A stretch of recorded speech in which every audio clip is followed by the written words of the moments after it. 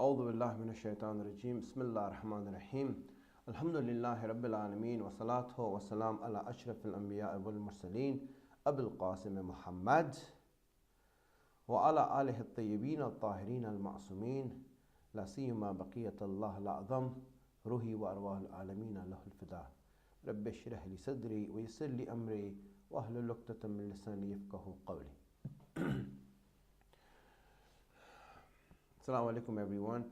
First of all, I would like to congratulate all of you and also the Imam of the time on the great blessing of the birthday of Hijrat Zainab Salamullah alayha, the daughter of Fatima and Ali. A special boon to this ummah and truly a great gift from Allah for our salvation and our guidance. And also, I would like to congratulate all the youth and to notice all the youth on this day of recognizing the Imam of our time. I'm going to use this occasion to start the series that I had promised I would with all of you. And inshallah, we will continue this series that is regarding the life of the Prophet.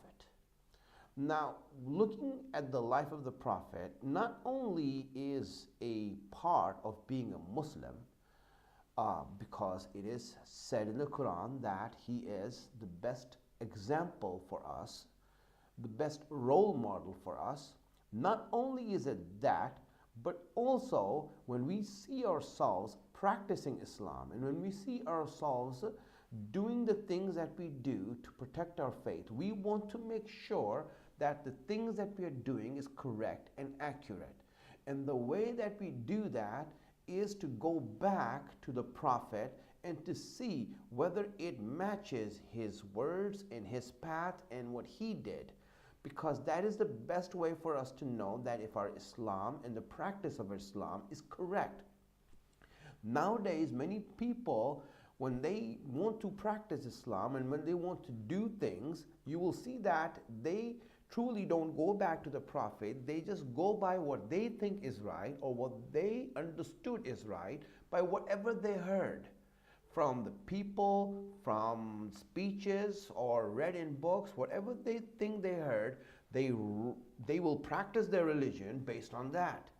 It's not based on what the Prophet did or what Ahlul Baig did or what they said, but what they understood is right. And this really does not make it right. It doesn't make it accurate, because it would be unfortunate that if we just go on with the things that we're doing and find out later that, you know what, this is the wrong way of doing things. Because by practicing Islam and by living our life like that, and later on learning that this was wrong, is not only going to hurt us, but we also end up hurting other people and the faith of other people.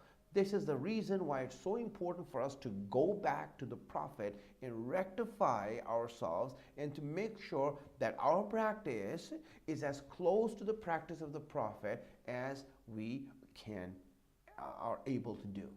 And also another thing that really we looking at the Prophet that we should recognize and we should know, as Allah says in the Quran, there's an ayat in the Quran regarding this, and it said that why don't you listen to him who gives you life?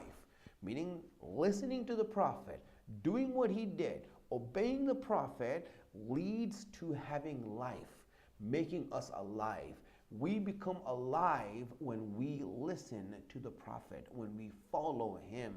This is a source of life for us. And hence, just a preliminary thing that I have said in order for us to understand that. Now, that's what we had been doing for some time ago for those people who were witness to the speeches that we gave regarding the life of the Prophet. Just to recap it in a very short, brief manner, just let me say that we went through the early life of the Prophet, the history of the Prophet, and how he came to the situation of the ending years of Makkah. We went through the history of his miraculous birth, the birth that was the reason it was possible is through the efforts and the sacrifices that were made by his ancestors, his grandfather, his father, his uncle Abu Talib. All of them made great sacrifices in order that the Prophet be born and come to life without harm.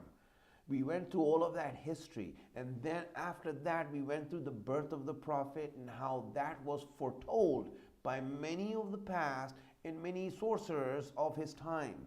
And they also alluded to the fact that this is the last prophet and the messenger of Allah. And then after that we spoke about his growing up, years of his childhood, in events that happened in that time and what he did in those situations. And also we spoke about his young life and his great journeys that he took with his uncle Abu Talib to Syria and to other places that he went there, and the miraculous events that happened in those situations and in those places. And after that we spoke about how he came in contact with his future wife Khadija, who when he met her, he worked for her, but then she became attracted to him and they got married, and how that marriage was a fulfillment and it was providence of Allah that he was going to make that so fruitful for the whole universe. And hence when we look at that and we see that how he went on these years to the years of his first revelation, and then the first revelation happened, how he went now and started preaching Islam. And that Islam preaching at first in silence, in concealment, in secret, and then out in public. And what was the difference between the two, and what happened in those areas, and how was it done in those times. And then when we look back and we see how he started giving Islam to the people who became Muslim at first, and then obviously the persecution of Muslims at the hands of non-believers, disbelievers of Makkah, how they used to persecute them and hurt them and torture them until the first migration happened and to Ethiopia, and then the second migration to Ethiopia, and how they went there and they made a home for Muslims in Ethiopia, how that became a relief. But then at home, how the Prophet was still going through the struggles, and how he was banned and his family was exiled to Shebe Abi Talib, and the years that they spent there in difficulty and hardship. And then after that we spoke about how the exile ended, but also the demise of the Prophet's wife and the Prophet's uncle Abu Talib, and how that affected him to find a new home for Islam because it was too dangerous to live in Makkah now. And then he struggled to find a new home until a group of people came from a city of Yathrib, which is the future city of Medina, how they came there and made allegiance to him. And then the second allegiance was made to him. And then the Prophet sent Musab ibn Umair to go and teach the people of Medina, and how he went there and taught them and got them ready. And now the people of Medina are ready to accept the Prophet and the Muslims and give them a home in Medina. And the Prophet, who is now at the last stage of being in Makkah, and the dangers are coming through. So as this time came, the Prophet now starts sending the Muslims slowly and slowly, in small groups, in hiding, in secret, to go and migrate to Medina. Muslims start going there in small numbers, they start moving there, and no one can see what's happening slowly and slowly as they're going. And then as the Muslims are gone, the Prophet is the last one to leave. He wants to make sure that the Muslims are safe first before he goes anywhere, a sign of a true leader, that he would first put everyone else out of harm's way before he himself leaves. And that's why when everyone had gone, the people of Makkah, the kuffar of Makkah, and the tribes who now were sick and tired of the Prophet and had reached the last stage of tolerance with him, came and had a meeting in a place called Darun Nadwa. This was the official, you can say, city hall of Makkah. They had a meeting there, and in that meeting, which was on the 29th of the month of Safar, They had a meeting, and in that meeting it was decided that they are going to assassinate the Prophet. But the question was, who was going to do it? Because Prophet belonged to Bani Hashim, and as was the culture of the time, that if a tribe member has been killed by another tribe member, then the tribe has the right to take revenge and go to war and battle with that other tribe. No one wanted to do that. Bani Hashim was a strong and well-known tribe that no one wanted to deal with like that. So it was decided that all the tribes will send one representative, one brave person from amongst them, a sword wielder, someone who can use the sword and who will be responsible for assassinating the Prophet. And the plan was that all of them will go in the house of the Prophet, 40 people, 40 men, and they would raise their swords together, and on the command of Abu Jahl would strike the Prophet, so that no one is first and no one is second, because anyone who's first, then the people will say, well, he struck first, and hence the tribe would now be responsible. So they wanted to make sure that they all strike the Prophet together and kill him at once, so that no one can be blamed for that. That is how the plan was made. And so as the plan was made, and they were ready to do that at the same night, Allah informed the Prophet. Now, first, the ayat of the Quran came down, a verse of the Quran, which is in chapter 8, ayat number 30, came down and says, quote, وَإِذْ يَمْكُرُ بِكَ الَّذِينَ كَفَرُوا لِيُثْبِتُوكَ أَوْ يَقْتُلُوكَ أَوْ يُخْرِجُوكَ وَيَمْكُرُونَ وَيَمْكُرُ اللَّهُ وَاللَّهُ خَيْرُ الْمَاكِرِينَ. This ayat came down at the same time when they made the plan to assassinate the Prophet. It came to the Prophet and it says that, and when those who disbelieved made a plot against you, devised a plan to assassinate you, that they had three options. He says that either they might confine you, arrest you and make you a hostage, 2, they will slay you and kill you, or 3, will drive you away and exile you. So these three options Allah gives in this as what they made the meeting about. He summarized their meeting in these three things, and then he says, well, وَيَمْكُرُونَ, so they're plotting, they are planning. وَيَمْكُرُ اللَّهُ, Allah is also planning. وَاللَّهُ خَيْرُ الْمَاكِرِينَ, and Allah's plan is going to work. He's the best at planning, at devising. No one can beat Allah's plan. Allah is assuring the Prophet that, listen, yes, they plan to kill you, and I'm telling you right now, but listen, I also have a plan, and my plan is going to work. So what is Allah's plan? Allah sends Jibreel to the house of the Prophet and says, and Jibreel comes there, briefs the Prophet as to what is happening, what's going to happen.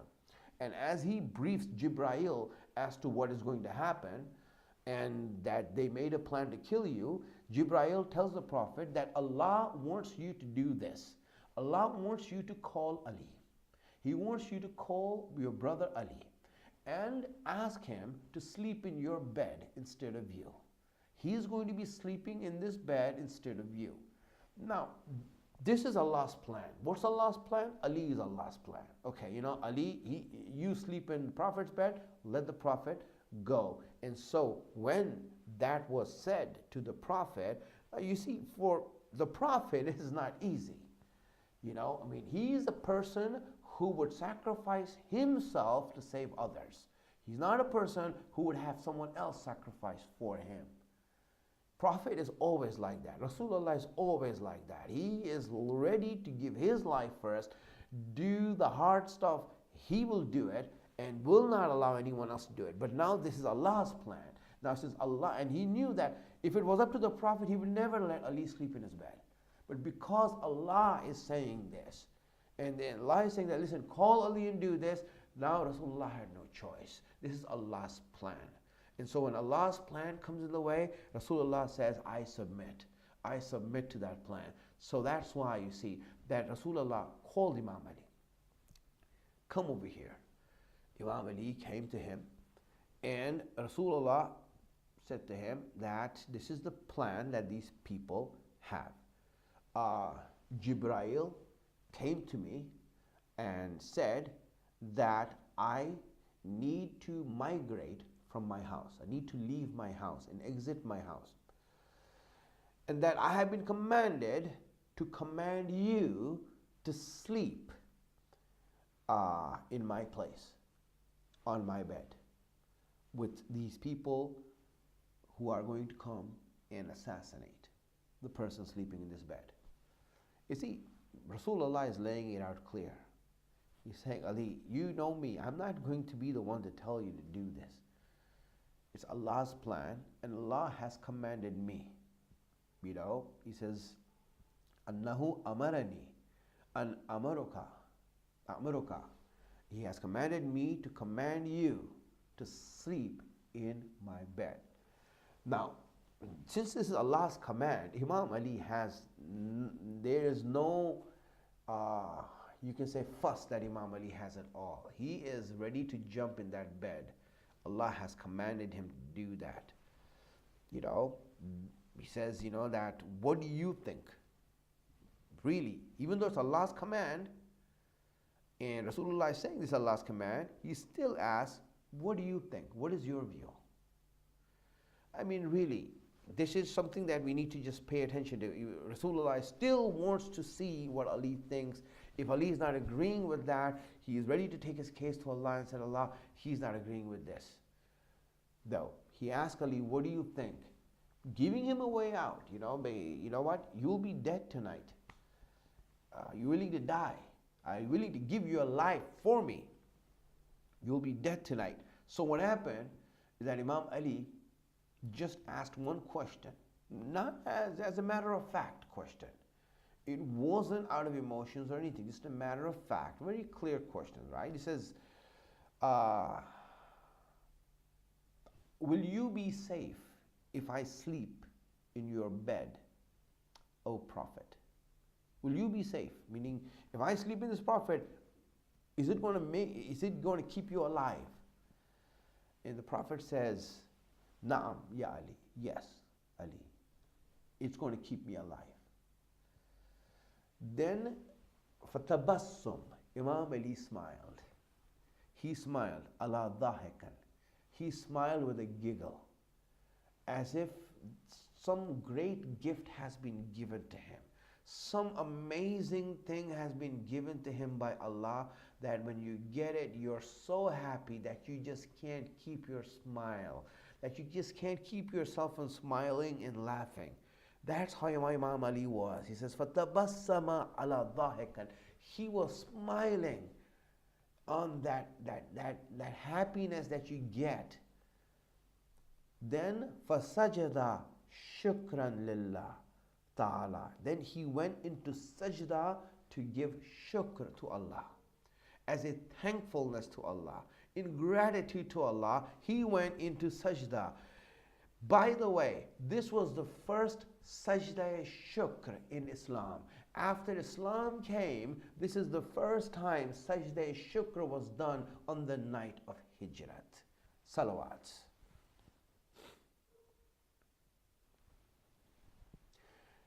As he did this, and when he came about this, he came out of sajda, and then the first thing that comes out of his mouth says, then Ya Rasulullah, do as you are commanded to do.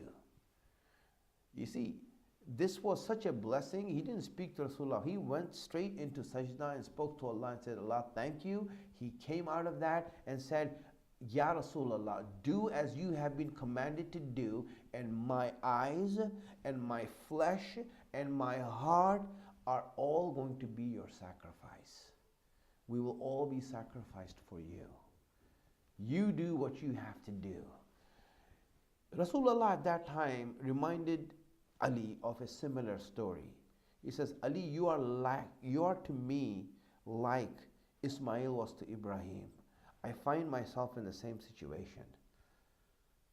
Like how Ibrahim took Ismail for the slaughter, and he went there, and you see his eyes were tied because it was difficult for him to do that. I have more difficulty in putting you to sleep in my bed. This is my sacrifice I'm making. It's more difficult for me to do this. And Rasulullah, when he said this, he extended his hands, Imam Ali came into his embrace, and they both embraced each other with tears in their eyes. And then Imam Ali made his preparations. He secured the house, he closed the curtains, and then he lied down on the bed under the blanket of the Prophet. The Prophet had a special blanket, a green blanket, that was from a place known as Hadar al-Maut, which is in Yemen. Hadar al-Maut, and hence that blanket came, and he loved that blanket, and everyone knew that this is his blanket, and he would be the only one to use that. So anyone, when people would see that someone is in this green blanket, they would know that this is the Prophet who's in this blanket. He would go out of his way to make sure that people know that he loved this blanket and no one else can sleep in it but himself. And so Ali was the first person to sleep in it other than the Prophet. When Imam Ali went to bed and he put that blanket on himself and covered himself in that blanket, then obviously it was another guise to make sure that the people who watch from outside would not know that this is not the Prophet. So, as was said, the people, they came there after Maghrib. This was the first of Rabiul Awwal now. Maghrib, the eve of the first of Rabiul Awwal, and hence it, being the first of Rabiul Awwal, it was dark outside. Allah chose a dark day. The moon is not out so that you can easily see someone walking. No, you know that the first night's moon is very small and there's hardly any shine on earth, and hence it's darker that night. This is Allah's grand plan, and that's how Allah does things. He always does things logically. It makes sense. It's common sense how things happen. Allah doesn't want to do things by miracles all the time. Islam is not spread by miracles. He shows Islam, He shows miracles where there's needed to be miracles, but not to grow Islam, not to win the hearts of people. That's not how Allah does this. And this is the same thing you see. Everything that Allah designs is designed in a beautiful manner, in a wise way, that the wisdom truly, when a person looks back at it and starts analyzing it, would start to appreciate how amazing is Allah and His plans and how He does things. Salawats.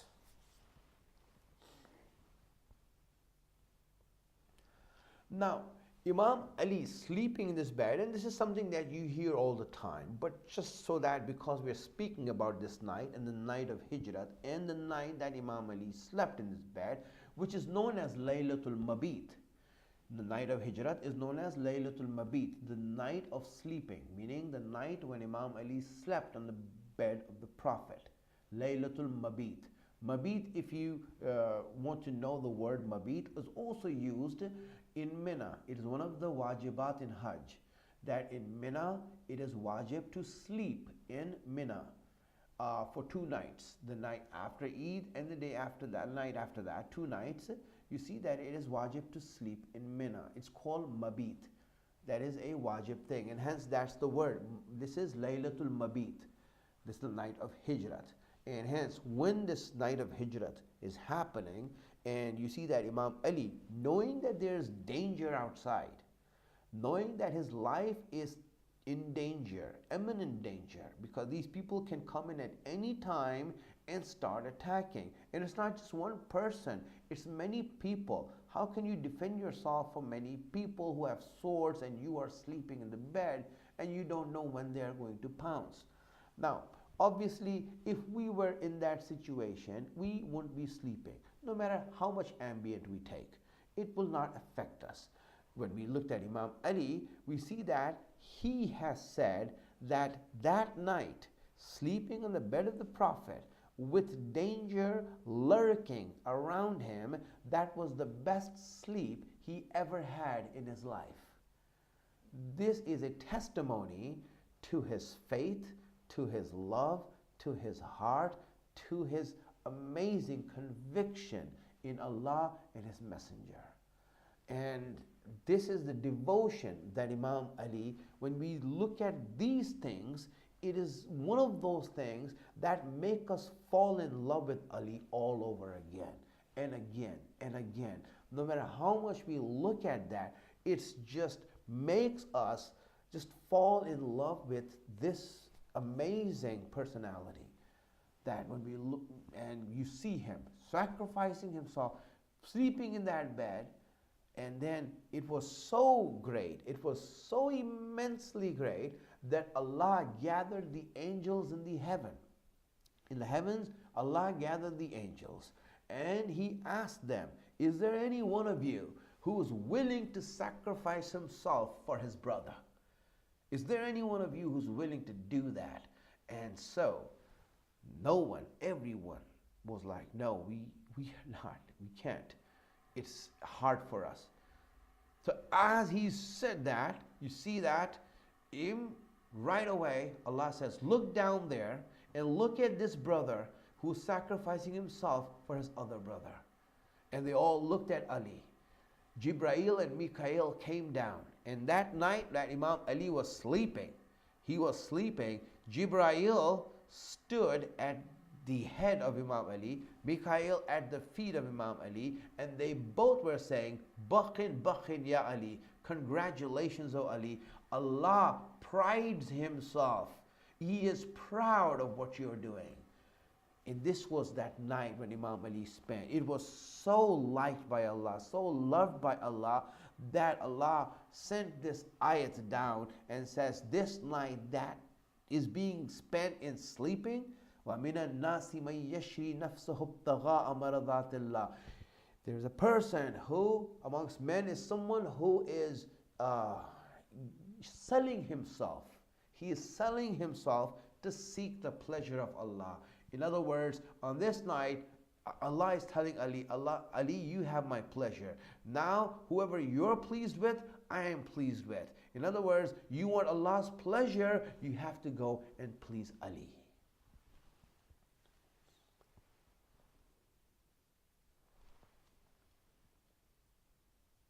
As Imam Ali slept in that bed, these people came after Maghrib. When night came, they surrounded the house and they waited for Ali and they waited for the Prophet. They all slept around there. Now, the question was, why didn't they attack at that time when they came, when they saw him sleeping? Well, it is said that Abu Jahl, when they wanted to attack him, he said that no, there are women and children in the house and it goes against the character of the Arabs that they should attack anyone in the house where women and children are there, and it is our tribe, and I will not let that happen. So he decided not to let it happen, and so they waited. They waited for the morning to come, and as they were waiting out there, they kept themselves awake by talking to each other. But a time came when they had nothing to talk about, and as the night draws on, they slowly started dozing off. And as they started dozing off, that's when the Prophet used that opportunity, and he was hiding, and he used that opportunity to get out of the house. When he opened the door and came out, the people around were dozing, they were sleeping, and Prophet came out reciting Surah Yasin. As he was reciting Surah Yasin, the moment he stepped out was the 9th ayat. He read till the 9th ayat, which says, وَجَعَلْنَا مِن بَيْنِ أَيْدِيهِمْ سَدًّا وَمِنْ خَلْفِهِمْ سَدًّا فَأَغْشَيْنَاهُمْ فَهُمْ لَا يُبْصِرُونَ. He says that when we have made a barrier before them, and then we made a barrier behind them, and we have covered them so that they do not see. These people could not see the Prophet. And they were dozing, they were sleeping, but then Shaitan, it is said, made a noise to them. It said that, wake up, your criminal is running away. So as he made the noise, these people got up to see what's going on around. Who made this noise? They got up, and then they looked inside, and they saw that the person was still sleeping. The Prophet was still sleeping in bed. And as they saw the Prophet sleeping in bed, they said, all right, he's still there. Nothing is happening. And then they all decided, you know what, maybe it's time. So after a while, they all said it's time to go in and attack. They came inside and raided the house. And as soon as they came inside and came near the bed with their swords raised up, Imam Ali jumped up and had a sword in his hand. And as soon as he jumped up with a sword in his hand, they just looked at this picture. Now, looking at that all night long, they've been waiting. They thought that this is the Prophet sleeping in the bed. They had no doubt about that. But when they came in and saw Imam Ali, so first it was the shock of seeing someone else there, that they weren't expecting that. And in that state of shock, they didn't know how to react. They were like, what do we do? Should we attack? Should we not attack? Should we kill? Because what's the use of killing Ali? We want to kill the Prophet. What's the use of this? And now they were like, okay, they were double-minded. They didn't know what to do. And that's why they asked Imam Ali that first thing that came to their mind to ask Imam Ali is that, where's the Prophet? And Imam Ali, obviously, why would he answer the question? Right? You'd go there and you come with swords to kill the Prophet and you ask him, where is he? Why would Imam Ali say, oh yes, I know him where he is, let's go there? No. Imam Ali said, well, did you leave him with me? That you're asking me about him? You're asking me as if you left him here and said, hey, take care of him. So obviously not. So they knew that, one, their question was dumb, and obviously the answer that Imam Ali gave was final. And they didn't know what to do. So they were caught off guard, and their plot had failed. And Allah was right, that His plot and His plan is going to work. Imam Ali was His plan, and it worked. It saved the life of the Prophet. Prophet left the house without being seen. And these people came inside to kill the Prophet. That didn't work also. Prophet was saved, Imam Ali was saved also. Now, Prophet before leaving had told Imam Ali that there are certain things that I have to return to people. I have to give them back to people. These are things that people have given me as a trust, and I need to give them back. Please give them back before you come and follow me to Medina. Now, Imam Ali, when he heard the Prophet say that, knew that, you know what, those things are going to be given back, and he is going to meet the Prophet again.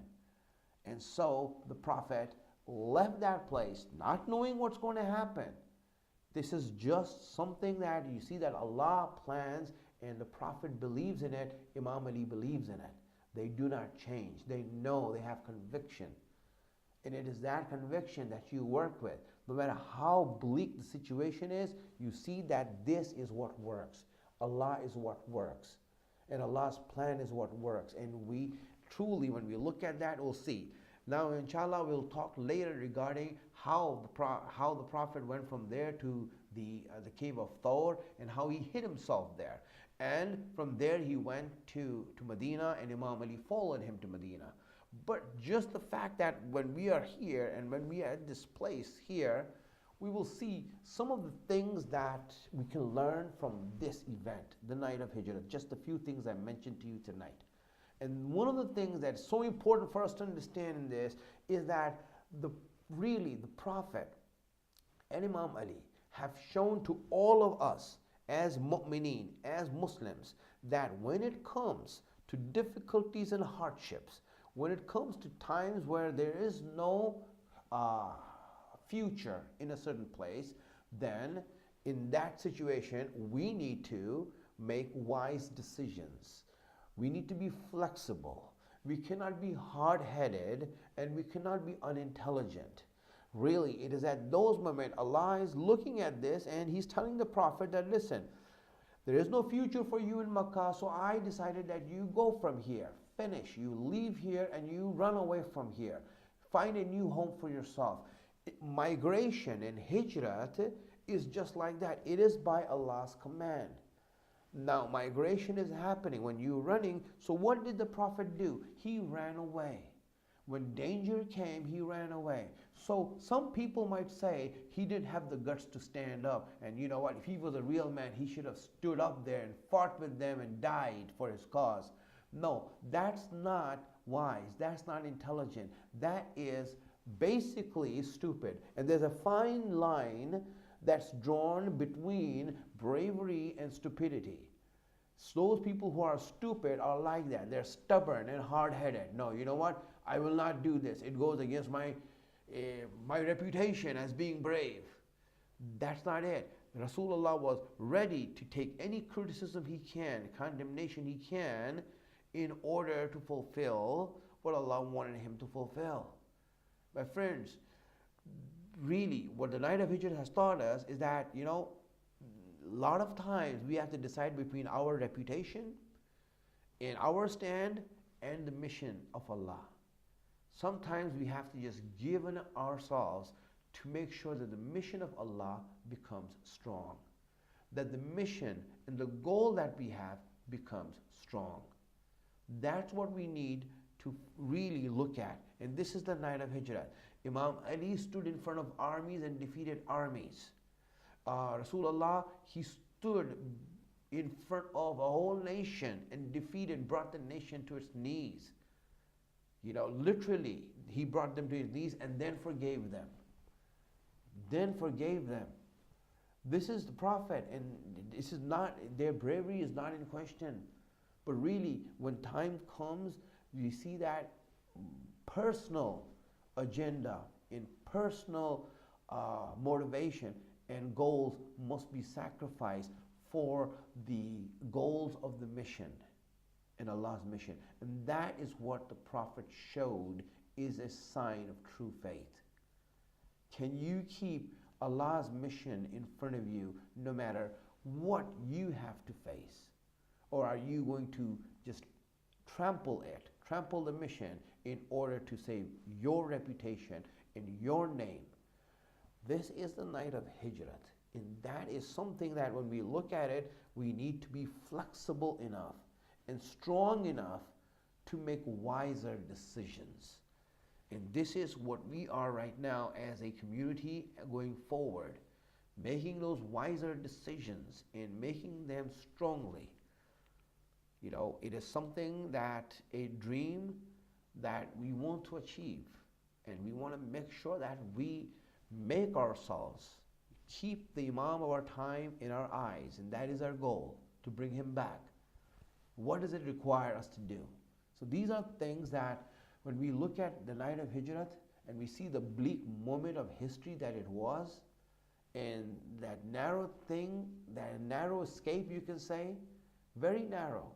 Escape was very narrow. I mean, you hardly had any odds that were in favor of the Prophet, but you see that Allah worked His plan, and His plan worked, and Allah says that I'm the best of planners, and here is an example of that for you to see. And even today, when we look at ourselves, we will see the same thing. It might be bleak, it might be weak, we might be in a weak position right now, we might not see any future right now, we might see ourselves not having any options right now, but trust that Allah's plan is going to work. And I ask Allah subhanahu wa ta'ala to give the tawfiq and the blessings to be on the right path, the wisdom to understand His guidance, to hasten to the appearance of our Imam, to make us His helper when He comes. Wa akhiru da'wan alhamdulillahi rabbil alameen.